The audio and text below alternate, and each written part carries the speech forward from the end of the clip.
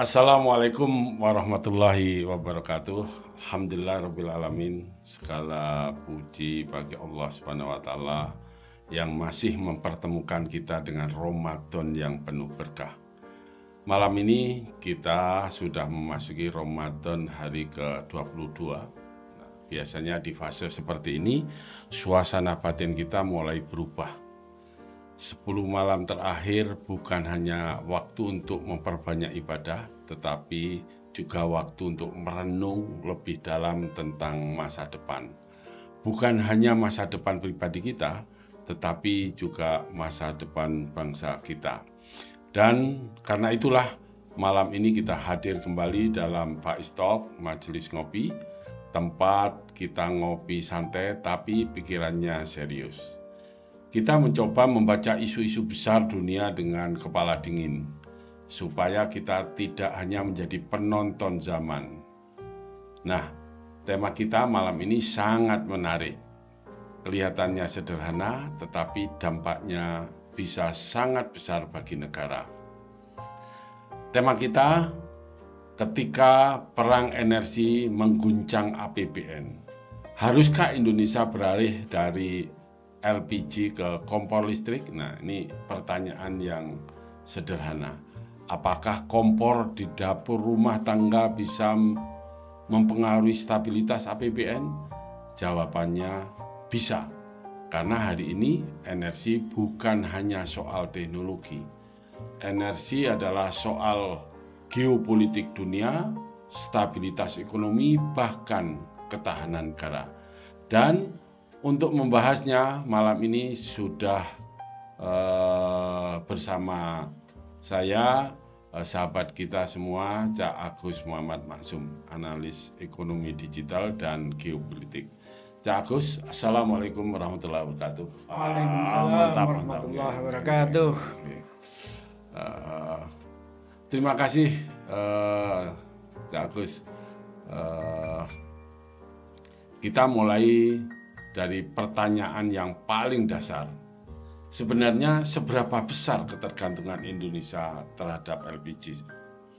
Ya, oke. Jadi Cak Mangisti ini kaitannya masih dengan perang Amerika Israel versus Iran. Dan ditutupnya Selat Hormuz oleh Iran sebagai bagian dari senjata yang dimainkan oleh Iran. Senjata geografi ya? Senjata geografis yang menjadi keuntungan secara geopolitik Iran itu menyebabkan energi dunia meningkat tajam. Jadi APBN kita itu disusun dengan asumsi harga BBM, harga energi itu 70 sampai 80 dolar per barrel. Jadi kalau 80 itu oke, masih dalam hitungan lah gitu ya. Nah, tapi dengan ditutupnya Selat Hormuz, perang yang masih berlangsung dan tidak tahu kapan selesainya itu, harga energi dunia itu sekarang sudah merambat naik sampai 120 dolar per barrel. Jadi artinya kalau dari 80 itu kan berarti udah selisihnya 40 dolar per barrel. Nah, setiap kenaikan energi, harga energi dalam hal ini gas itu langsung mengguncang APBN kita. Kenapa? Karena ini mesti publik tahu ya, bahwa LPG kita itu yang kita sebut sebagai gas melon, yang 3 kg yang ada di setiap rumah-rumah itu impor dari Amerika. Jadi angkanya saya juga baru mengejutkan karena setelah peristiwa ini baru kita care ya. Kita impor itu kebutuhan kita itu 7 juta ton per tahun. Sementara produksi dalam negeri itu cuma 1,3 juta ton. Jadi artinya kita itu mengimpor 5,7 juta ton itu, dan itu lebih dari 54%-nya dari Amerika. Nah, jadi kalau impor itu kan harganya dolar, jadi akan ada kenaikan dolar sekarang sudah menyentuh angka 17.000. Berarti Harganya juga naik, ya kan gitu. dulu aja udah 54 sampai 55 triliun per tahunnya nilainya. Ya, nah jadi mesti diketahui, nah ini publik mesti tahu ya, dan mungkin banyak yang belum tahu bahwa LPG itu kalau diimpor dari Amerika dan dijual dengan harga keekonomian, artinya dengan harga ekonomis gitu ya, itu harga per tabung itu Rp42.750.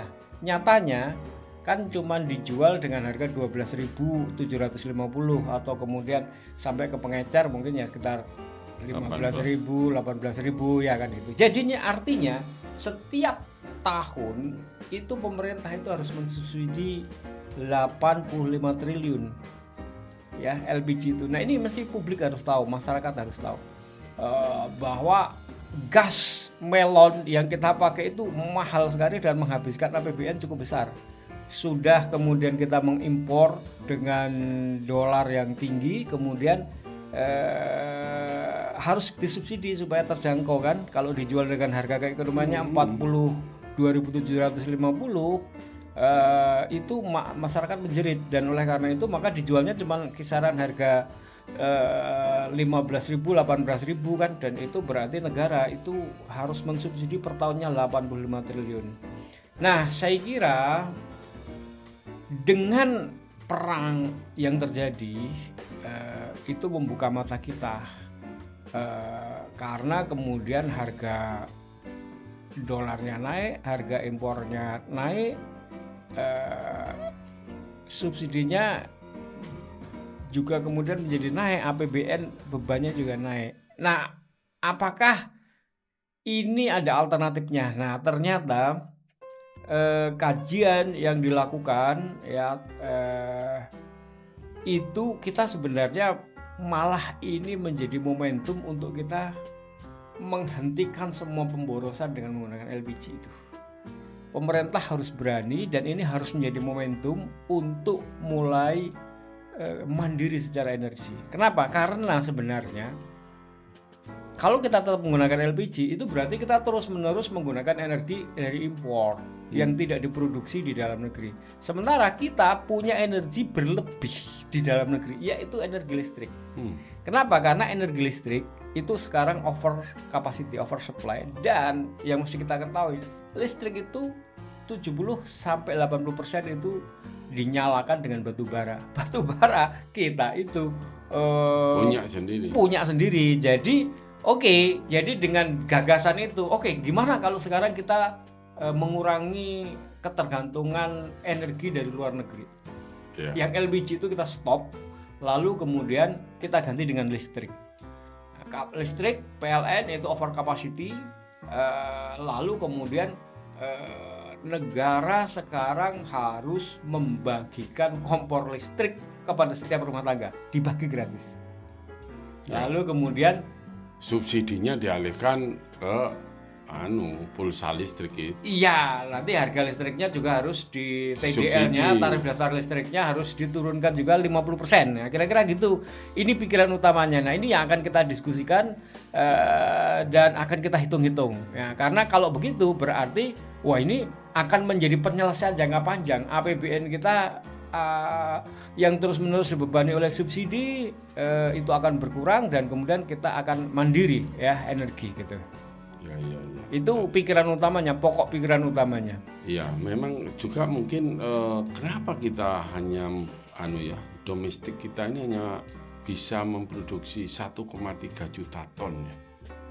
Nah ini barangkali nanti juga bisa dipikirkan kenapa ini kok terlalu tergantung ya. Iya, tata kelola migas kita atau tata kelola dalam hulu migas kita ini memang perlu ada penataan. Kenapa? Karena memang sebenarnya ketersediaan gas kita itu masih banyak di antara Surabaya dan Madura ini. Sampai ke Kangean sana ini masih punya stok banyak ya. Di banyak tempat juga masih banyak gas. migas juga, minyak juga masih banyak, hanya kemampuan produksi kita tuh menurun. Ini karena persoalan tata kelola. Nah, ini nanti saya kira perlu diperbaiki ya. Ini perlu Iya, diperbaiki. ini jangan sampai apa itu dihambat produksinya hanya gara-gara kepingin cari cuan ya, karena import itu kan 5,7 juta ton per tahun. Nah, itu Nilainya kan luar biasa. Iya, Saya khawatir itu ada mereka permainan itu ya mafia ada di situ. permainan mafia di situ. Ya, saya Jadi, kira di situ juga ini- menjadi bagian dari Ini ya perlu dikritisi juga loh ini Iya, betul, angka betul. ini mengejutkan ya. Begitu tidak berdayanya Indonesia itu hidup di negara kaya ini. Nah, Pak, sebenarnya bukan tidak berdaya ya, sumber daya alamnya memadai. lah iya tapi Iya, baik listriknya sudah memadai ya. Kan listriknya udah oversupply ya. Jadi kenapa nggak energi listrik itu aja yang kita pakai, tinggal menyediakan kompor listrik. Kompor listrik ya pemerintah subsidinya itu dialihkan di situ buat kompor listrik, dibagikan secara gratis. Sekali dibagi udah itu kan sudah dipakai terus. Jadi hanya mensubsidi sekali dengan memberikan kompor listrik kompor listrik gratis kan gitu. Kemudian lucu. Memang tata kelola kita lucu. Di listrik itu PLN tuh belanja beli listrik itu lebih mahal daripada jualnya. ya itu juga soal itu. Soal yang luar biasa kok langsung kayak begonya tuh terusan kok terus-terusan gitu. Oh, enggak diperbaiki. Ya, itu bagian dari tata kelola yang harus diperbaiki. Aduh. Apalagi nanti kalau PLN kemudian jadi sumber energi untuk rumah tangga termasuk kompor. Wah, itu saya kira tata kelola di sektor PLN itu juga harus diperbaiki ya. Jadi kalau seperti ini, pasti setiap kali harga energi dunia naik, APBN kita langsung ikut bergetar, Pak. Iya, karena dengan komposisi di mana kita menjadi net import, ya. Kebutuhan kita itu sudah sangat tinggi, ya. Jadi kita ini bicara LPG aja nih, itu tadi tuh angkanya kan harga impornya subsidinya itu 85 triliun ya, masih importasi itu ya total impor kita itu 7 juta ton ya, 5,7 juta ton ya, dan itu berarti ada sekitar 60-an triliun per tahun. Iya. 60-an triliun per tahun. Jadi artinya kalau konflik geopolitik global bisa langsung masuk ke dapur rakyat Indonesia. Iya. Kalau ada konflik geopolitik global bisa langsung masuk ke dapur. Berarti APBN kita itu Indonesia. sangat rentan ya, sangat rentan terhadap geopolitik. Padahal geopolitik dunia ini sedang tidak baik-baik saja, bukan hanya sekarang, ini sudah dalam beberapa tahun kan, apalagi dunia sedang menghadapi persiapan perang dunia ketiga kan. Dan sebenarnya Pak Prabowo itu sudah betul beliau kan sudah berkali-kali ya membicarakan bahwa dunia ini nggak baik-baik saja, sedang menghadapi persiapan perang dunia ketiga dan juga perang dunia ketiga. Kita ini orang Jawa tahu perang Bratayuda Jabinangun. Sebelum terjadinya perang Bratayuda itu ada banyak perang persiapan itu. Kayak prahara seperti misalnya perang di timur antara Amerika, Israel versus Iran itu, kalau kita mengacu pada perang Bratayuda ini seperti pendahuluan kan gitu.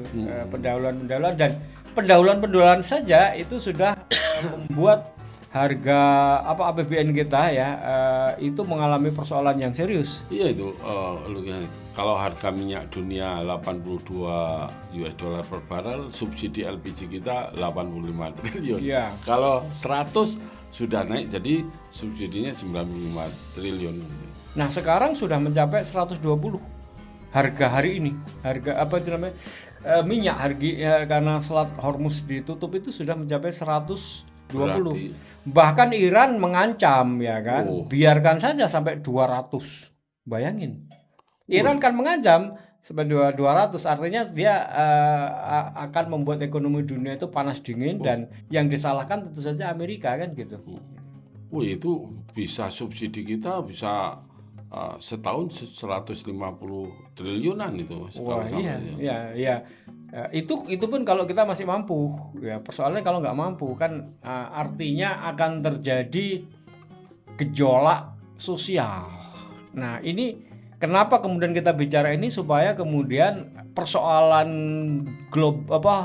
geopolitik dunia itu jangan sampai menimbulkan gejolak sosial. Gejolak sosial terjadi kenapa? Perut rakyat, ya, perut rakyat yang terganggu. Nah, apalagi ini menjelang Idul Fitri, ya kan, mudik dan lain sebagainya. Nah, jadi pemerintah harus berani berpikir cukup radikal. Apa itu pertama? Oke, perut rakyat harus diselamatkan, maka subsidi tadi itu kan kalau kemudian begini skenarionya Pak Mangisti ya. Katakanlah kemudian oke, kita tidak langsung memutus impor itu 100%. Kita potong 50%. Jadi kalau 50%, maka impor itu ada 27,5 triliun uang.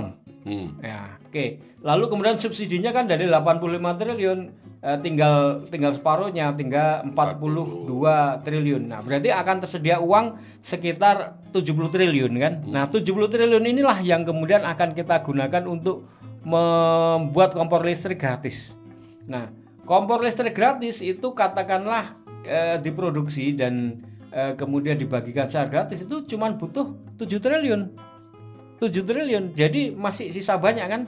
Lalu kemudian listrik itu didiskon 50%.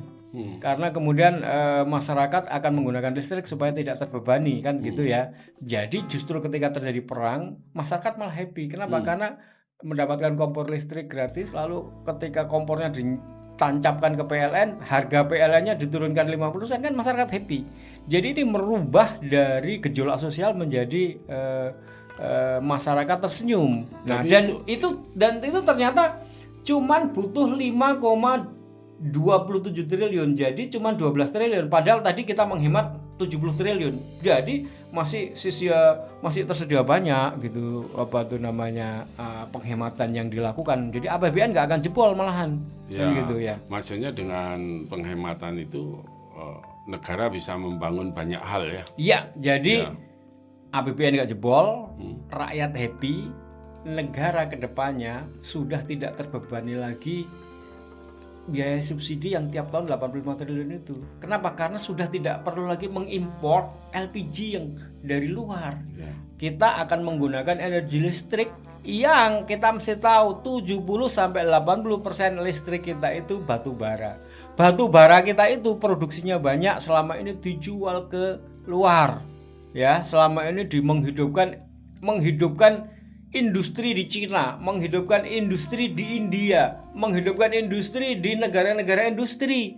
Sementara kita sendiri tidak memakainya untuk keperluan industri dan rumah tangga gitu. Nah, jadi ini kita semacam melakukan konsolidasi nasional ya soal energi. Oke, ini energi yang kita pakai dari luar ini udah terlalu membebani kita, dan kenapa desainnya seperti ini? Ini desain yang salah. Padahal kita punya energi yang memadai, batu bara dijadikan listrik kemudian kita ubah menjadi kompornya dibagi secara gratis, maka ya sudah, sekali dikasih kompor kan kompor itu bisa dipakai terus-menerus.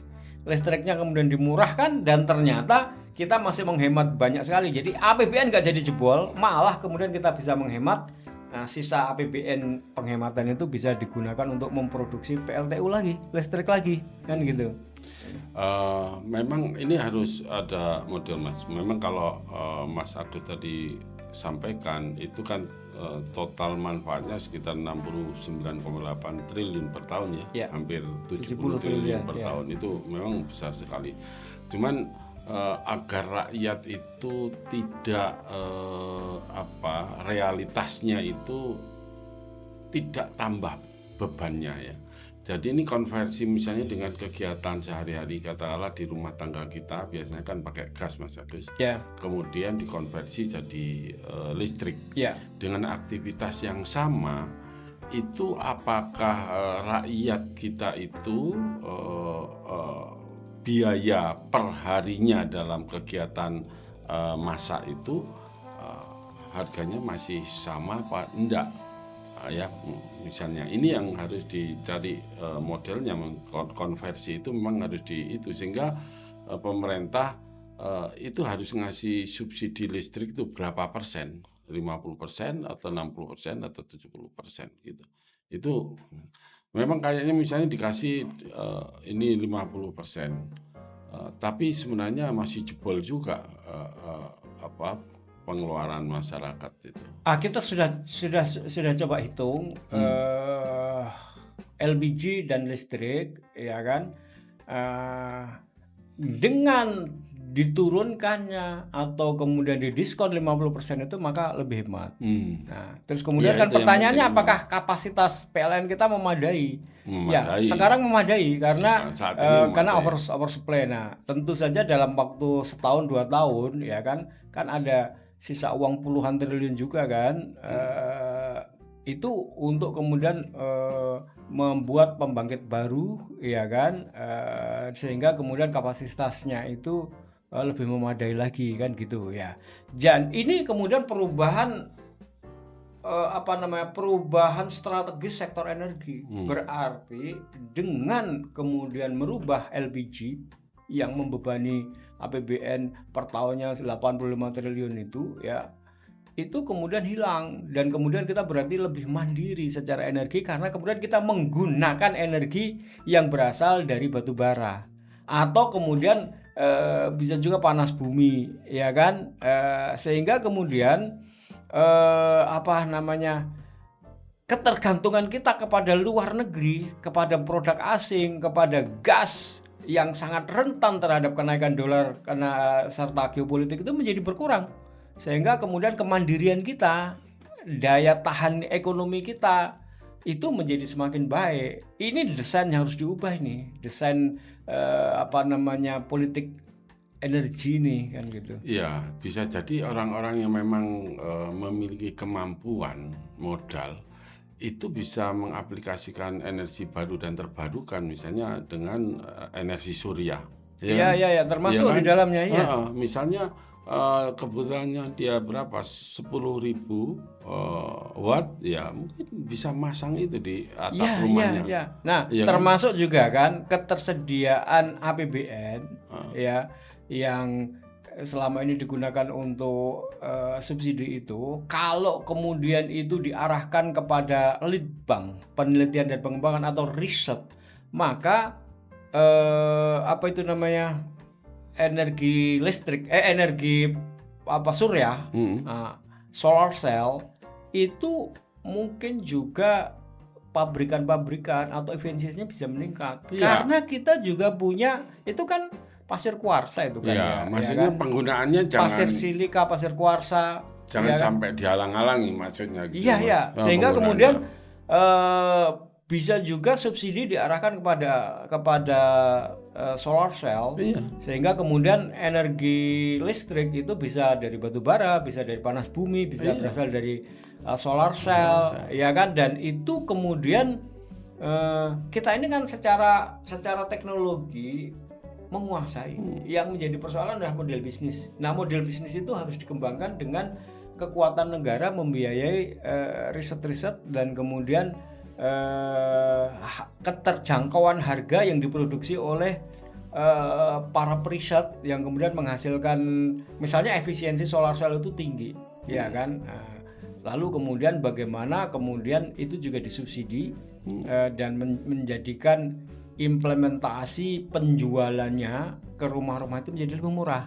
Kenapa? Karena begitu disubsidi sekali, maka kemudian dia sudah mandiri kan berikutnya kan gitu. Nah, jadi politik energi nasional harus diarahkan kepada kemampuan sumber daya energi yang yang sumber daya energinya itu ketersediaannya cukup melimpah. Ya, sustainable lagi kan. Ya kan nggak habis dipakai. Kalau fosil kan terus digali ya habis, Mas. Iya, dan apalagi sekarang bukan hanya habis, kita udah jelas kehabisan, kita udah jelas jadi net importer, ya kan. impor kita itu energi fosil itu per tahun itu sudah mencapai antara 600 sampai 700 triliun net importir. Jadi kita nggak usah bicara habis. Udah jelas kita tergantung di situ, dan oleh karena itu maka harus ada politik energi nasional yang diubah. Jangan tergantung lagi kepada energi minyak dan gas fosil itu, ya kan gitu. Ya, memang kayak program ini itu juga punya biaya kan, ya Gus. Jadi berapa kira-kira biaya implementasinya ini? Oke. Nah ini saya harus baca data ya. Implementasinya itu tadi gini.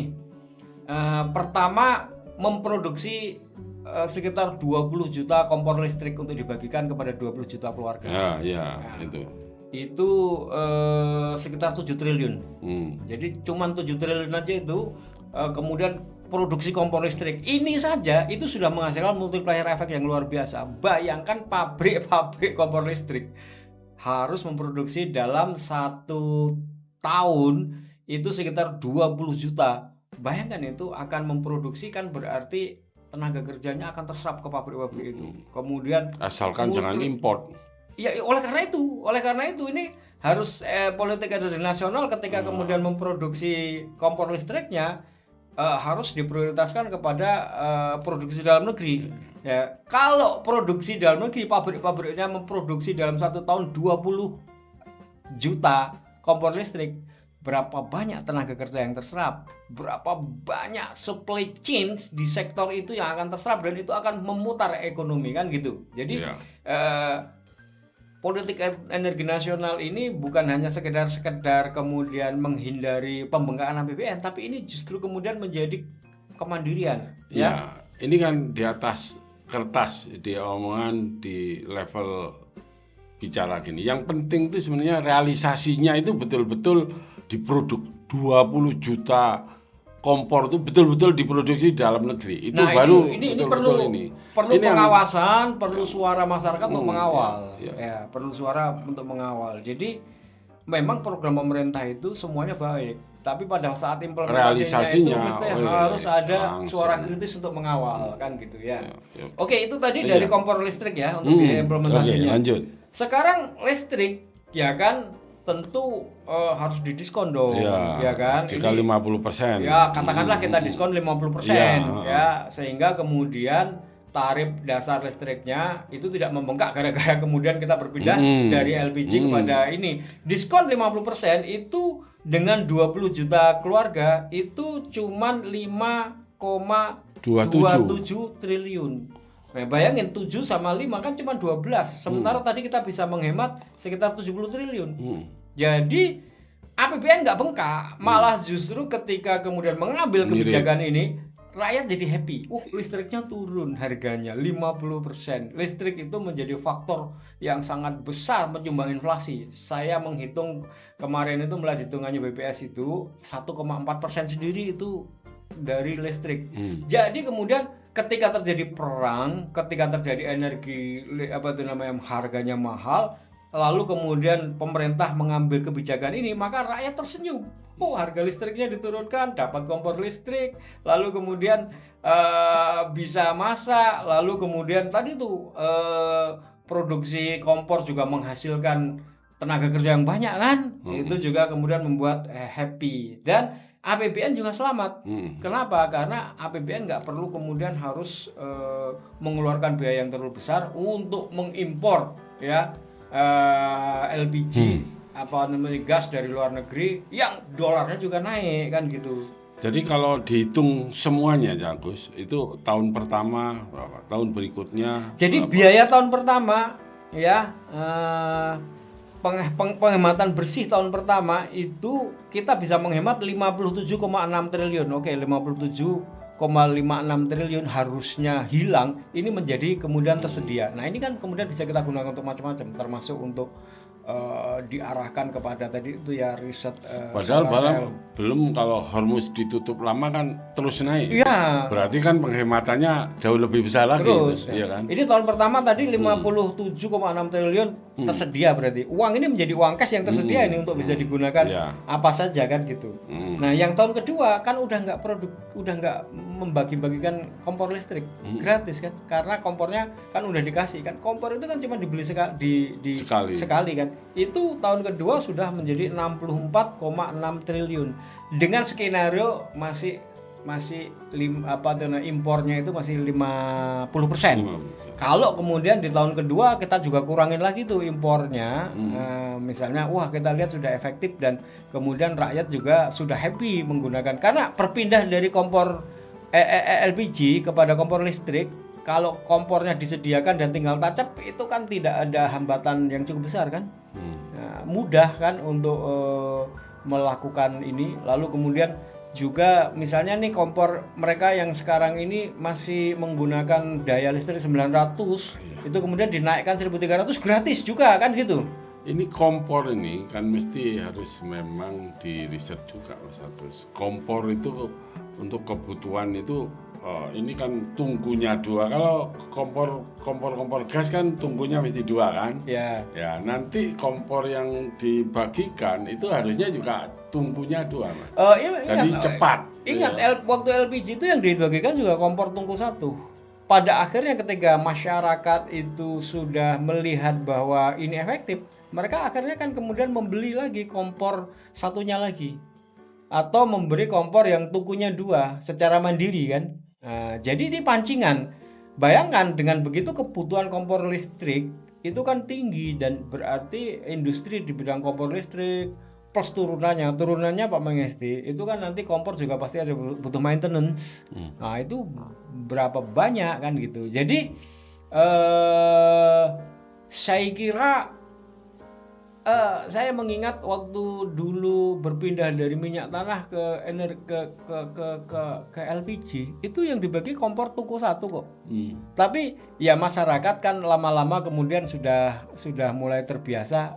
Oke lah, dia bisa kemudian membeli tungku 2 dan kemudian mungkin tambah 1 lagi kan gitu ya.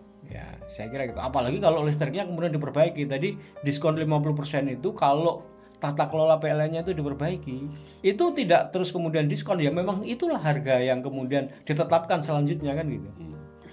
Memang kebijakan seperti ini pasti menimbulkan perdebatan ya. Jadi apa saja argumen pro dan kontra yang biasanya muncul kira-kira? Ya, saya kira pertama orang akan membandingkan itu tadi pertanyaan per keluarga. Berapa kos yang dibandingkan antara misalnya memasak dengan menggunakan LPG dan memasak dengan menggunakan kompor listrik. Ini sudah kita jawab kan. Kemudian harga listriknya didiskon ya kan 50%. Kenapa? Karena ya negara masih cukup memiliki tadi itu penghematan tidak impor dan penghematan dari subsidi yang 85 triliun tadi itu ya kan masih bisa itu dialihkan kan, berarti dialihkan, sehingga kemudian kalaupun ada perbedaan sedikit karena kemudian dikasih diskon 50%, maka kemudian itu akan tercover kan, itu pertama. Yang kedua mungkin juga orang akan bertanya apa semudah itu orang berpindah. Ya kita punya pengalaman kan dari minyak tanah ke LPG. Nah sekarang kompor LPG sama kompor listrik itu kan bentuknya hampir sama. Bahkan cara penggunaannya juga malah lebih mudah ya. Kalau kompor LPG itu kan cetek kadang nyala, cetek kadang nggak nyala, cetek kadang kemudian ribet karena apa itu namanya sealnya nggak berfungsi atau apa, itu kan sudah banyak. Belum lagi juga ketakutan kebakaran. Kompor listrik kan lebih mudah. Kenapa? Ditancapkan lalu kemudian tombol nyala dan kemudian safety-nya juga lebih baik kan gitu. Tinggal bagaimana pertanyaan orang akan pada apakah setiap keluarga itu punya kemampuan apa itu namanya kilowatt terpasangnya itu mampu. Ya, oke. Itu makanya kemudian nanti yang 900 itu harus diberi gratis untuk menaikkan 1300. Gratis juga kan gitu. Kan masih cukup. 900 itu kompor itu biasanya watt-nya gede Mas. Kalau yang satu tungku saya kira nggak terlalu besar. Satu tungku nggak terlalu besar. Tapi 450 ono itu 300 400 mungkin. Let's say katakanlah 450 dengan dinaikkan dari 900 ke 1300 secara gratis kan sudah tercover kan? Sudah tercover. Dan apalagi kalau masak itu kan udah pagi ya, siang, yang lainnya udah dimatikan kan bergantian. Jadi nanti ada manajemen juga kan, sosialisasi bagaimana memanage penggunaan listrik, dan apalagi sekarang listrik itu kan sudah tidak lagi menggunakan lampu bolam yang besar kan. Sekarang kan sudah menggunakan LED yang sangat hemat ya kan gitu kan. Ya. Jadi sebenarnya perdebatan ini sudah bukan lagi soal kompor, ini soal transisi energi nasional sebenarnya. Ya, soal politik energi nasional dan bagaimana transisi energi nasional dari ketergantungan kepada asing, kepada impor, kepada energi yang tersedia. Energi yang tersedia kita batu bara cukup besar, sehingga kemudian batu bara itu kan menghasilkan oligarki yang cukup besar kan. Itu kan karena kemudian mereka menjual ke luar negeri itu dengan underpricing dan lain sebagainya, transfer pricing dan lain sebagainya.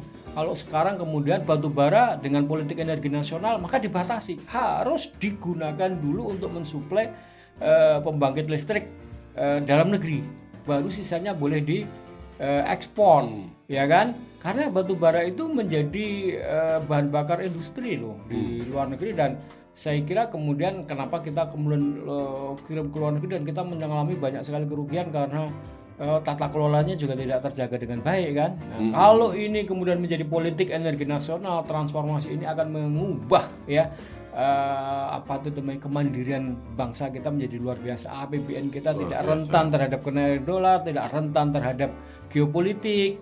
Lalu kemudian subsidinya berkurang drastis.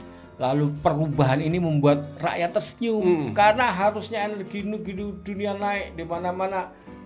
Amerika juga sedang terjadi kekacauan karena harga juga naik, tapi rakyat kita dibuat tersenyum kan, mendapatkan kompor listrik gratis, mendapatkan PLN diskon 50% kan gitu kan. Jadi konversi kompor listrik secara bertahap, prioritaskan daerah dengan listrik stabil, itu yang penting juga tuh Mas. Iya. Jadi ini momentum menurut saya, perang Amerika Israel versus Iran yang menyebabkan suplai energi dunia itu bermasalah dan APBN bisa jebol. Itu kalau kemudian negara mengambil polisi yang seperti ini, itu justru kemudian menjadi momentum untuk keluar dari persoalan. Untuk mengurangi kebocoran subsidi itu bisa dibangun sistem subsidi berbasis data digital. Ya, itu juga termasuk. Jadi ini momentum untuk kemudian memperbaiki tata kelola banyak hal, ya kan gitu. Sehingga kemudian ini kan kita cukup tahu di dalam putaran energi nasional ini terdapat banyak celah korupsi yang terjadi kan. Iya. Itu kan. Itu, ya. Nah, ini kan menjadi momentum untuk merubah dari ketergantungan terhadap impor yang ada banyak sekali mafia kepada sekarang tata kelola energi yang berbasis kepada ketersediaan energi nasional, ya kan? Sehingga kemudian udah kemandirian lah itu. Artinya kemandirian energi seperti Pak Prabowo sampaikan ya, kita ini menghadapi situasi dunia yang tidak menentu, menghadapi perang dunia ketiga, maka energi, food and water ini menjadi prioritas ketersediaan dan prioritas mandiri kan gitu. Ya, luar biasa. Yang semoga tata kelolanya itu dalam mengaplikasikan subsidi ini berjalan dengan baik Mas, karena subsidi ini rawan penyelewengan. Iya, itu dia, betul sekali. Rawan penyelewengan. Oke. Momentum buat pemerintah negara untuk memastikan penyelewengan ini diputus. Yes. Tata kelolanya diubah, politik energi nasionalnya diubah. Ya. Kalau pemerintah punya willingness seperti itu, insya Allah dan itu dikontrol, dikawal, ya insya Allah ini bisa berjalan dengan baik. Oke.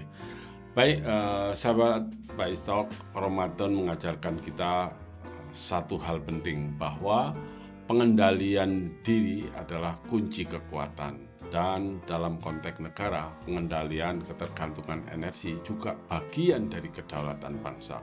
Allah Subhanahu wa taala berfirman, wa itulahum mastata'tum min quwwah, ya. Siapkan kekuatan, ya. Ya, apa saja yang kita mampu lakukan itu. Nah, itu surat Al-Anfal ayat 60. Kekuatan hari ini bukan hanya militer.